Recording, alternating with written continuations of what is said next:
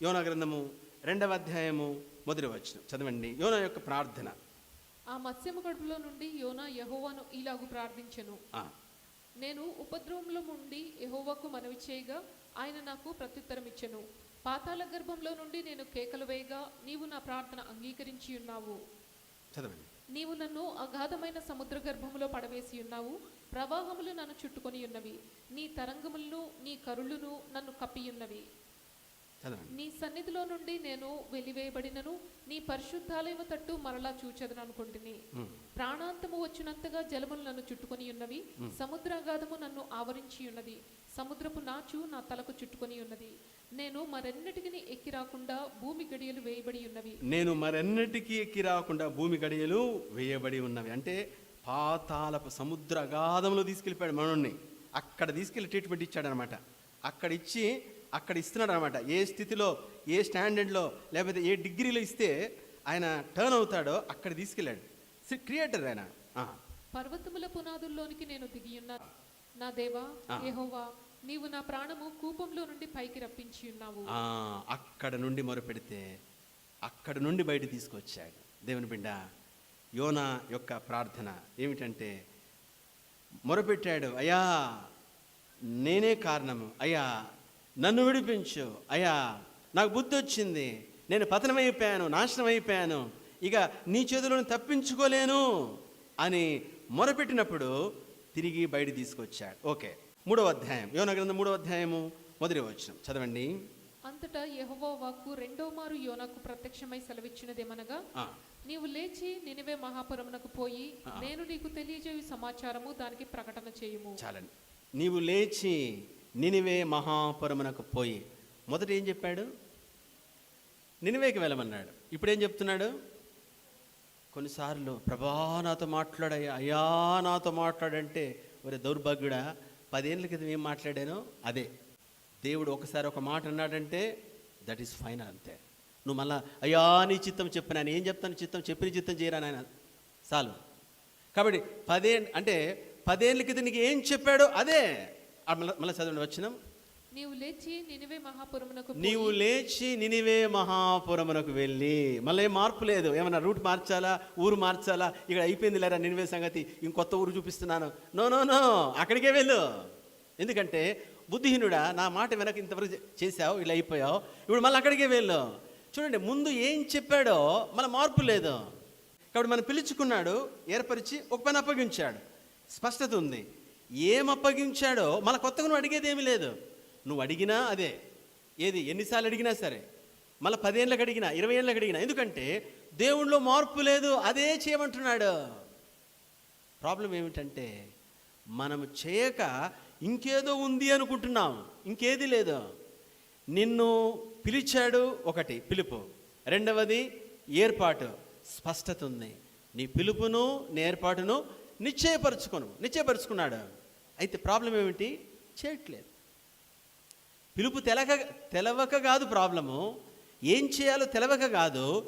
పిలుపు తెలుసు, ఏర్పాటు తెలుసు, మరేమిటి చేయడానికి? అదే పాపము. దేవుడు ఏం చేయమన్నాడో అది చేయకపోవడమే పాపం. సోదరుడా, సహోదరి, యోనా ఎందుకు ఆ లక్ష్యాన్ని లేదా ఆ పిలుపు ఏర్పాటును నెరవేర్చలేదంటే ముందుగా సోదరుడ సహోదరి, తన పాపమే కారణము. కాబట్టి తాను ఆ పాపాన్ని బట్టి తను వెళ్ళలేదు. తను తెలుసు ఎక్కడికి వెళ్ళాలో తెలుసు, దేవుడు ఏం చెప్పాడు తెలుసు, తెలియక కాదు. చాలాసార్లు మనం ఏమిటంటే దేవుడు అయ్యా చెప్పు అంటాం. మనం దేవుని నాటకాలు వేయలేము, అది జ్ఞాపకం ఉంచుకోవాలా. మనం చాలా తెలుగులో అనుకుంటాం, మనం అంత బుద్ధిహీనులు ఎవరు లేరు. ఏమిటంటే దేవుడు మహాజ్ఞాని, ఇన్ఫినిట్ ఇంటెలిజెన్స్, ఆయన అనంత జ్ఞాని. ఆ జ్ఞానంలో ఒక స్పార్క్, అంటే సముద్రంలో డ్రాప్ కూడా మనము టచ్ చేయలేము. ఈ భూమి మీద జస్ట్ డ్రాప్ కూడా మనకు తెలియదు. నీకు ఎందుకు పిలిచాడో, దేనికి ఏర్పరచుకున్నాడో, యు డూ ఇట్, అంతే. ఎందుకు చేయట్లేదు? నీ పాపమే. ఎందుకని? నీ సుఖము, నీ సౌఖ్యము, నీ ఆనందము, నీ మజా. నాకు తర్షీషు మహాపట్టణంకి వెళ్ళి అక్కడ హ్యాపీగా.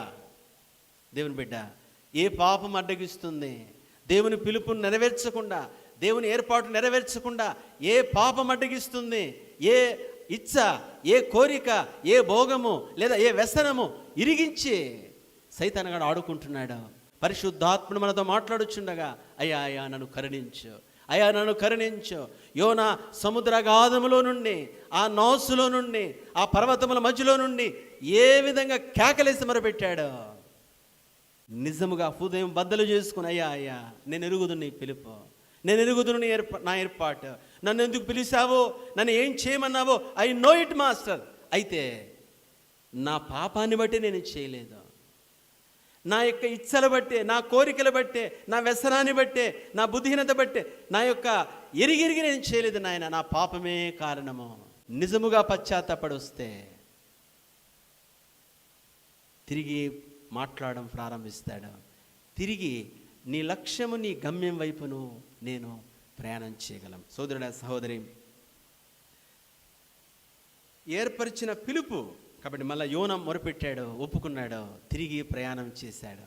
మనము ఒప్పుకుందామా? ప్రభుత్వం చెబుదామా, అయ్యా అయ్యా ఆ విధంగా నీ పిలుపు వైపు వెళ్తాను, నువ్వు నన్ను దేనికి ఏర్పరచుకున్నావో, ఏ పని చెప్పావో, ఏ లక్ష్యము, గమ్యము, గురిని నాకు ఏర్పాటు చేశావో అక్కడికి వెళ్తాను, అటువైపే ప్రయాణం చేస్తాను.